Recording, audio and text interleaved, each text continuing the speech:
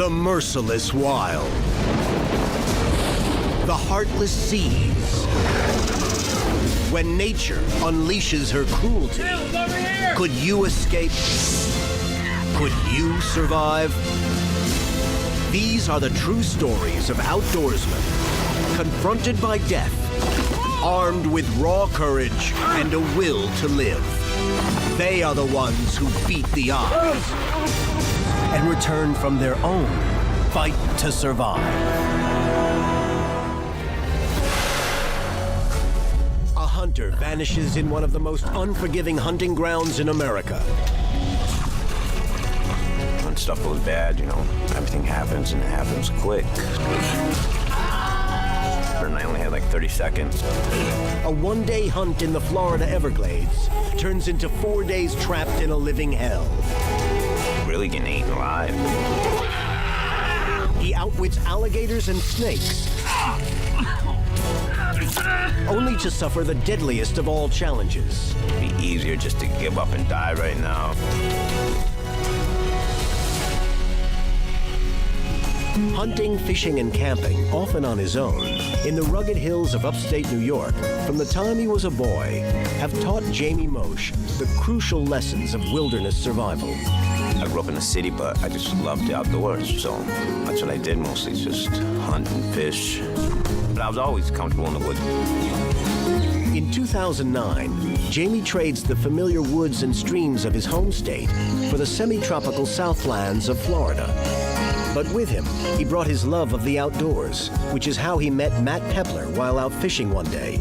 And we got to talking on the pier and fishing together and really hit it off. And basically, we had a really great friendship ever since that day. I ended up switching from, being a big game hunter to doing whatever kind of hunting I could do, because in Florida, it's just a totally different kind of atmosphere from, upstate New York. Whatever was possible, we ran out and tried to catch. On November 16th, 2009, Jamey meets two local hunters who offer to take him on a day of wild boar hunting. They invited me to go, and I'm, so gung-ho about going out hunting. I consider myself a very good hunter, so I figured I'd definitely be able to go out and get something. Yeah. Assumed he was, gonna go out, have a great time with these other hunters. I was excited to hear how he did when he got back. Jamey gathers his gear and rides with them to their cabin deep in the Everglades. The plan is to get up with the dawn to hunt. In the morning when we woke up, I was putting on my hunting clothes, and they went out to start the truck. What's up, guys? Ready to go hunting? Their truck wouldn't start. So they were gonna work on the truck. I don't know, it just won't start this morning. So I said, well, I'm no mechanic. I'm going hunting. You guys can fix the truck. So they told me where to go. They said, walk down the road, a mile or so, and cut into your left. So that's what I did. At 9 a.m., Jamey Mosch enters an environment like nothing he's ever encountered. The Everglades is a slow-moving river, 60 miles wide and 100 miles long. The dense sawgrass and razor-sharp palmettos provide habitat for wild boar, deer, snapping turtles, panthers, exotic giant pythons, and bull alligators.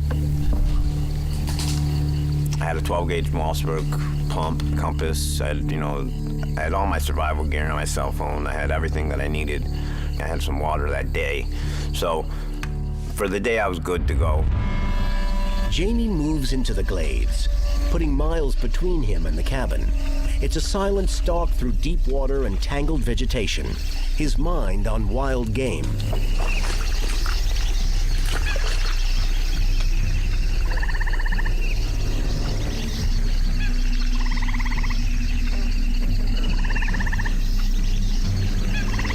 It was a really hot day that day, so nothing was really moving. I saw some gators, saw some snakes, but I didn't see any pigs.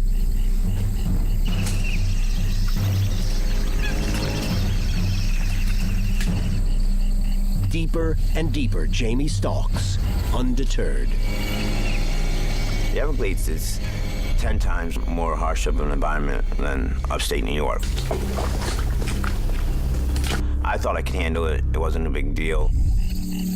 nice, you know, being out there, seeing all the different things, being out in a different environment, seeing all the different animals, snakes and the alligators. Tired from dealing with the difficult terrain, Jamey stretches out on a patch of dry ground for a short nap.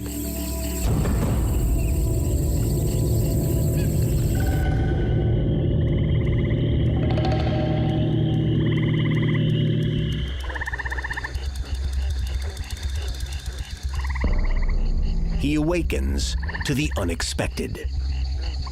When I woke up and realized it was dark, I figured, you know, no big deal, I'll just walk out. But my flashlight was dead, all my stuff was dead, everything got wet that day. At night, you can't move because you can't see in front of your face, so I was stuck that night.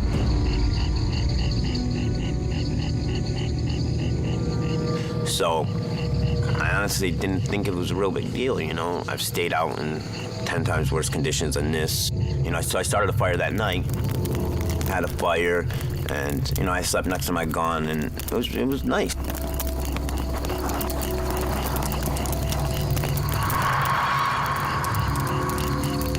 With a broken compass, a waterlogged cell phone, and dead flashlight, Jamey is left with only his shotgun. He settles into his first night, surrounded by darkness and a vast marsh full of predators. But no amount of firepower and no amount of experience gained from years of hunting the placid woods of upstate New York would help him through the life and death ordeal awaiting him.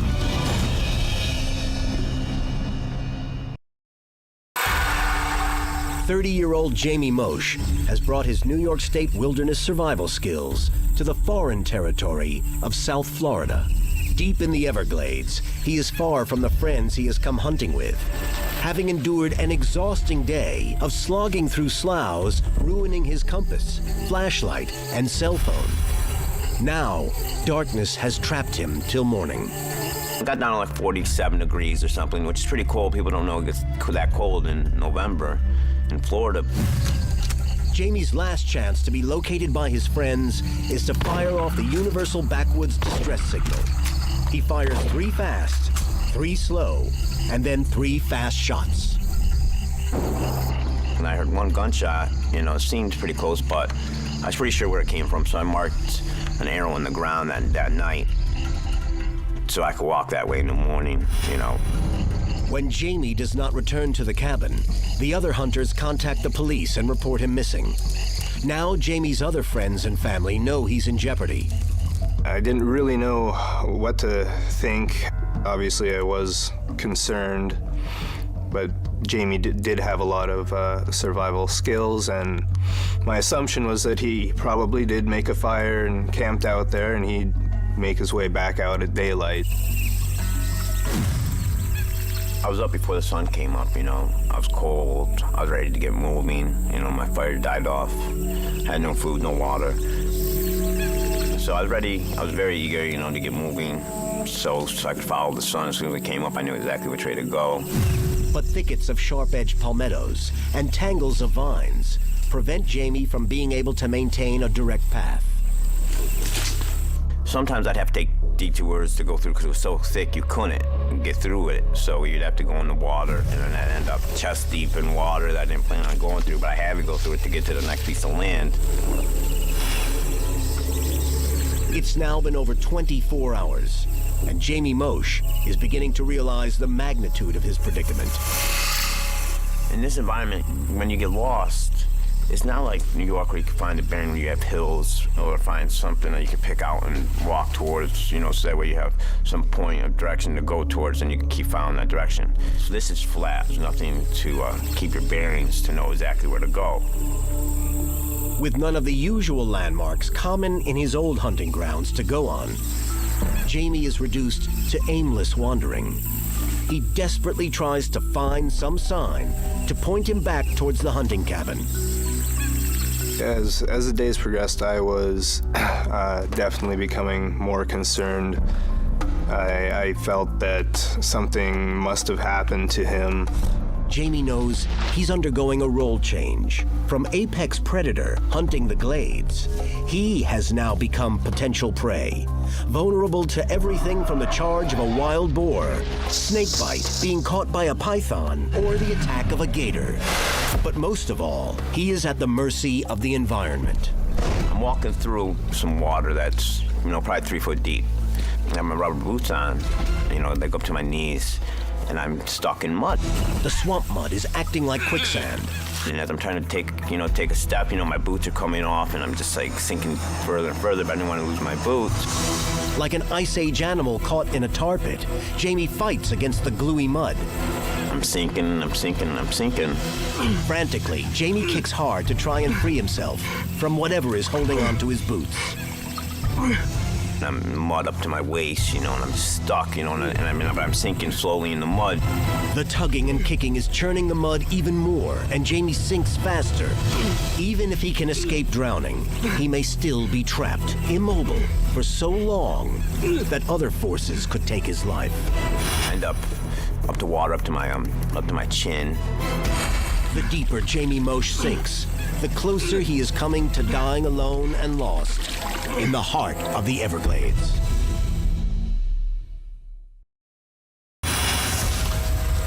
Hunter Jamey Mosch, lost and alone deep in the Florida Everglades, is trapped in quicksand-like mud and is moments from death. I started sinking, and I had my gun in my left hand, and I was hanging onto a branch with my right hand, trying to keep me up. I only had like 30 seconds left, so I had to make a decision. Jamey needs both hands to survive. He tries to throw his gun to shore. Didn't make it to shore, of course. It landed in a swamp. Jamey's last hope to free himself is to slip out of his boots, pants, and gear. I unbuckled my fanny pack and my pants.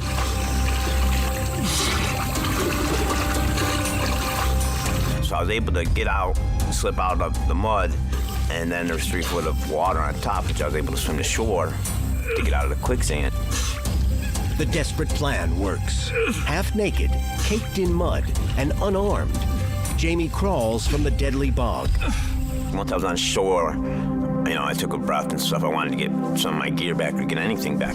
Kept going back into the water and just swimming on top of the water, sticking my hands like in the mud, trying to feel for anything. But I couldn't find anything. The gun had sunk, my pants, this fanny pack, like everything was gone. Now I'm real concerned. I'm in a tank top. I have no gear. I don't know where I'm at. I'm in a total environment where you don't want to be without shoes. Well, you don't want to be without a gun. You don't want to be without any of your gear, you know what I mean? And I didn't have anything.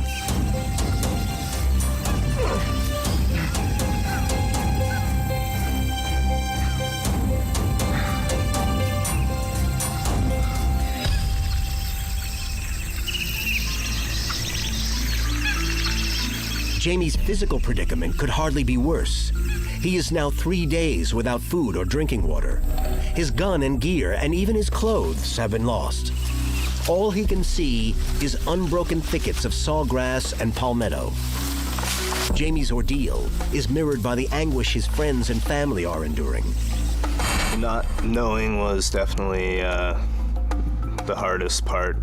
Did he have a fall and injure himself? Was he bitten by a snake? Was it an alligator? Jamey has not had anything to drink. He fears swamp-borne disease. Then luckily, he comes upon a natural spring. You don't find too many rocks in the Everglades, and there's like water in it. Crystal clear water, and every little mud puddle in Florida has these little guppies in there, these little minnows. Jamey uses his shirt as a filter to catch the guppies. I was eating the guppies, just, not very many, just what I could catch in my shirt. Caught a couple frogs, ate them. As he drinks the spring water and eats the tiny fish, he realizes there could be a heartier meal. I remember I was down on my hands and knees, like slurping this water, and it's like eel looking like thing, like came out. I thought it was like a snake, like came out, like to bite my lip or something, So I jumped back and I ended up getting a stick and wiggling it in front of the hole, and when it came out, I ended up grabbing it from behind. So I ate that.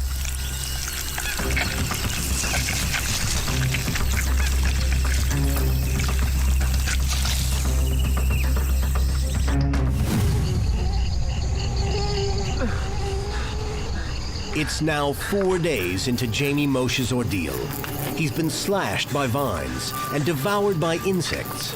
I'm drenched, from walking through the swamps all day.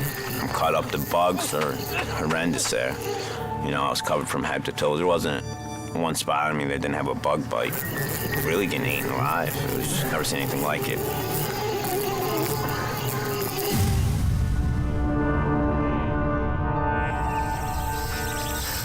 Wading through waist-deep water, Jamey is on the alert for venomous snakes, pythons, and aggressive alligators.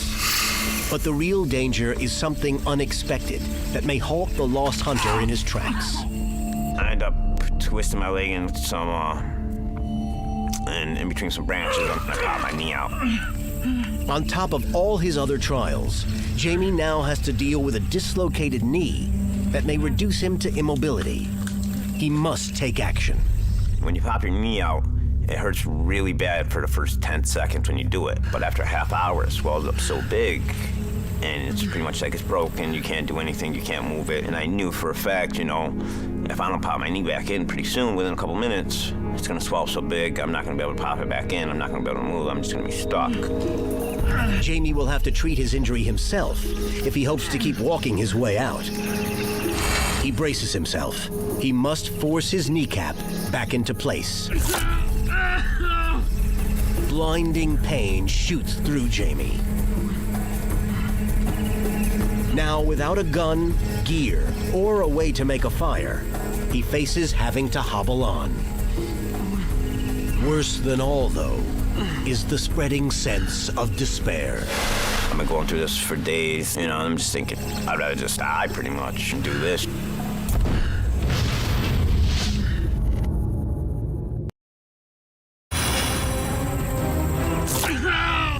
For hunter Jamey Mosch, the Florida Everglades' 4,000 square miles of tangled vegetation have become a death trap, while his family and friends can only hope and pray.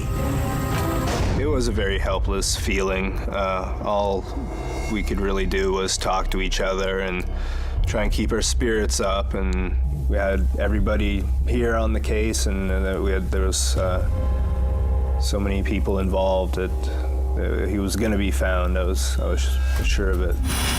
For 4 days, Jamey has been under siege from the environment. He survives insects, no food, a near drowning, and along the way has lost his shotgun, gear, boots, and even his clothes. He's dislocated his knee and can only hobble forward. He tries to suppress dark thoughts. After I popped my leg back in, I sort of like got a second wind, after I was feeling sorry for myself, thinking about killing myself, and, thinking about this, and I was thinking about my mother and my friends, and thinking about everybody. It was like, what? If anybody can make it out of this, you can make it out of this. For his family and friends, whom he knows are waiting for him, he presses on. Then he sees helicopters flying overhead. I keep seeing these helicopters, and they're flying over top of me, but they're not seeing me. The helicopters are a beacon of hope that the search is on for him. Jamey knows that if he is going to be saved, he must aid in his own rescue. I ended up climbing up this tree and sitting in this tree for a couple hours in the morning, trying to get a chopper to fly by that could see me. Of course, no helicopters fly by the whole time I'm up there. I could see them miles away, but none came by me the whole time. Jamey's efforts prove futile. Facing defeat, he climbs down from his perch. He's ready to give up. I find this hot spot and I lay down and it's in like a little clearing. Then, a miraculous sound. I'm hearing Jamey, and then I start hearing it get further and further away. Suddenly I screamed out, "Help!" And they screamed my name, and over here.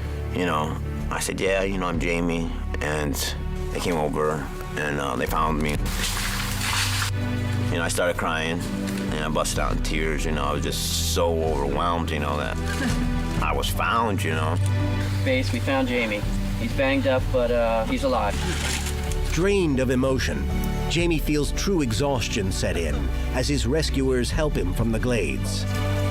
He looked like he had walked out of a horror movie. He was cut from head to toe, cuts on top of mosquito bites on top of cuts. It looked pretty gruesome, but he was in good spirits and otherwise healthy. It was amazing to see him. It was amazing. Surreal almost, but a joyous occasion. And I was just so happy to see everybody, like my whole family, you know. I felt bad that I put everybody through what I did. They had to go through all this, you know. I know it must have been hell for them just thinking that they lost their friend or they lost their child. This harrowing incident has given Jamey a new perspective on life.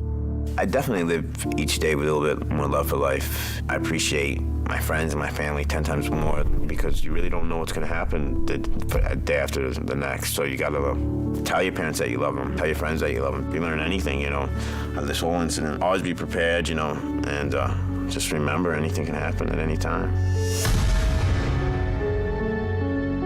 Jamey Mosch continued his life as an avid outdoorsman. In the spring of 2013, shortly after sharing this story, Jamey passed away suddenly. His incredible story of survival remains a testament to the adventurous spirit that guided his life.